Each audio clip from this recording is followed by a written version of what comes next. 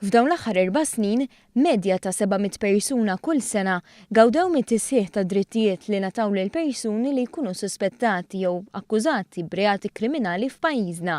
Fil-fatt, permezz ta' qatt numru 4 li ġie introdott għall-ewwel darba fis-sistema legali ta' pajjiżna proprju 4 snin ilu, fit-18 ta' Marzu tal-2014, iddaħħal il-kunċett ta' drittijiet ewlenin li għandhom jiġu spjegati b'lingwa li tinftiem lil persuni suspettati jew akkużati.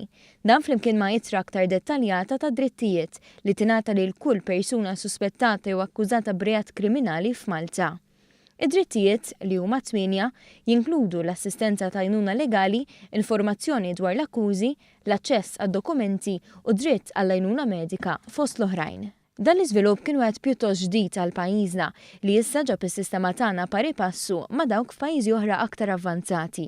Il-Ministru tal-Ġustizzja Win Bonnici innota li dan kompla jsaħħaħ is-saltna ta' dritt f'Malta, fid-dawn li dawn id-drittijiet huma meqjusa bħala garanzija għal sistema aktar ġusta. Fejn aħna qed ngħidu li dritt fundamentali dak tal-preżunzjoni tal-innoċenza u dritt ta' aċċess għal qorti li tkun fair u li tkun indipendenti u imparzjali tinkomplu nsaħħuh b'dawn id-drittijiet li daħħalna 4 snin ilu qed naraw meta nħarsu lura l-impatt kien pożittiv ħafna u jkompli jimlina b'kuraġġ biex inkomplu nagħmlu bidliet li jsaħħu dejjem iktar is-saltna ta' dritt. Biex dan l-iżvilupp mhux biss kien wieħed importanti għat-tisħiħ tas-saltna tad-dritt, iżda marka l-bidu ta' aktar riformi kbar li daħlu fis-seħħ matul il-leġislatura li għaddiet u li qatt iridu jidħlu fi żmien li ġej.